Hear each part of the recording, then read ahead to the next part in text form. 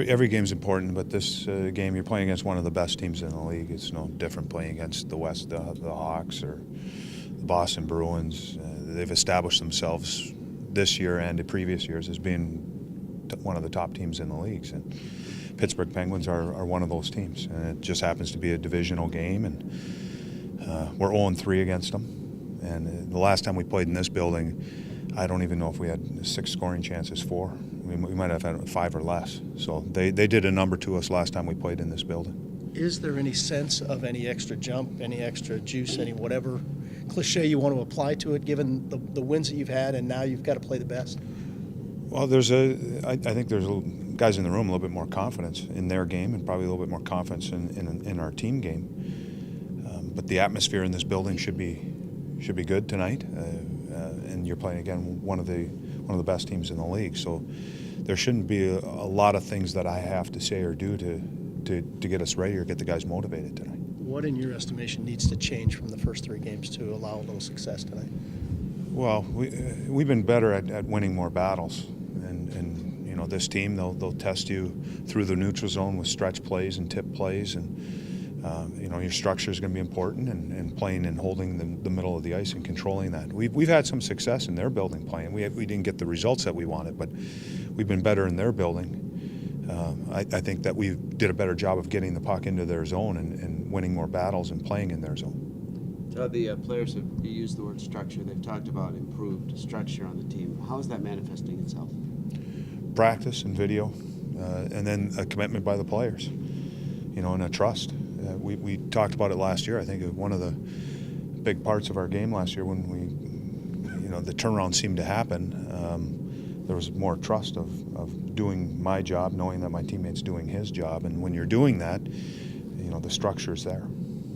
Todd, that dust up yesterday, do you feel like it put a charge into your team a little bit? Have you sensed anything in the last 24 hours? I don't know if it put a charge into us.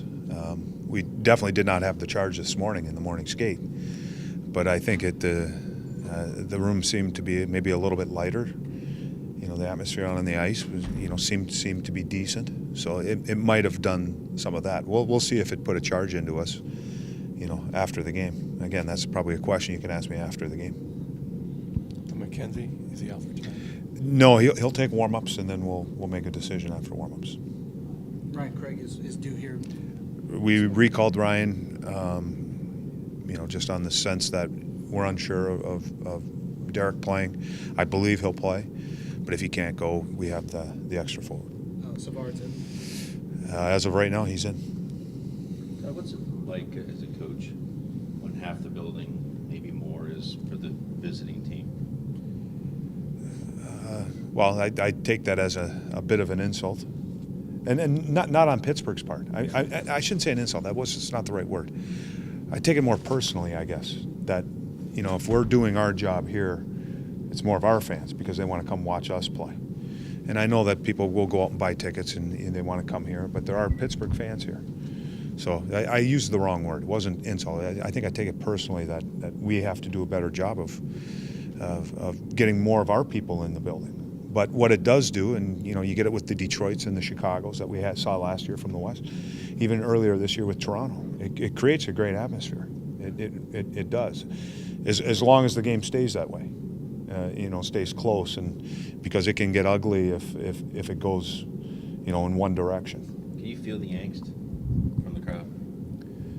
Yeah, you can feel it. You can feel a lot of things from the crowd. Our fans, we got great fans here. The last game of the year, I think even the players have talked about it, and that feeling against Nashville. Yeah. Just the way that the building felt, and this is a sports town, and this is a hockey town, and we got passionate fans, and again, if we come out and play hard tonight and play with energy and play the way that we need to play, it's going to be a good game. Todd, you've been playing well. You haven't beaten these guys, and you haven't beaten, like, say, Boston. Is there something to getting a win against one of these really top teams? Yeah. Absolutely. They're measuring sticks, and as I said, the 2 games that we played in their building were good games. I think one was 4-2 and 2-1. but we did some good things. The game that we played here, they were clearly the better team. And again, you look at Boston, we're done playing them, but 2 of the 3 games, I thought we competed with them. But there is something to be said about getting that result of getting 2 points and beating them, and knowing in the back of your mind that you competed against the best and you found a way to beat the best. Particularly if you might have to play them at the end of the season in a playoff or whatever. Well, we still have them. that. Yeah, we still have these guys one more Yeah. time late in the season after our break. And but again, this is a confidence thing, and we started to win more at home, started to play better here at home, so that gives you some confidence. Our road record is improving. We're 1 game below 500, so you're getting some confidence there. But now it's the elite teams, I call them, in the league. It's finding ways to beat them.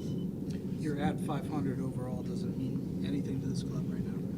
To me, it's just numbers and a record, and it's always about the points and where do the points fit in the standings.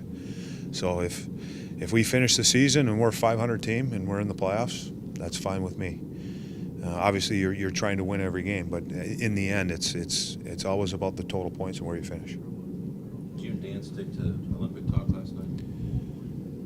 No, we talk about a lot of different things. I know his family, he knows my family. We talk about families, and there's some talk about the Olympics and players, and then talking about each other's teams. Did he lie to you about catching bigger fish than he did? Or? Yeah, Dan, I think we all lie. We all lie a little bit when we're talking like that. My dad's bigger than your dad. Yeah. And how much do you bench press? And See, now the real truth comes out. Exactly. I like it. Exactly.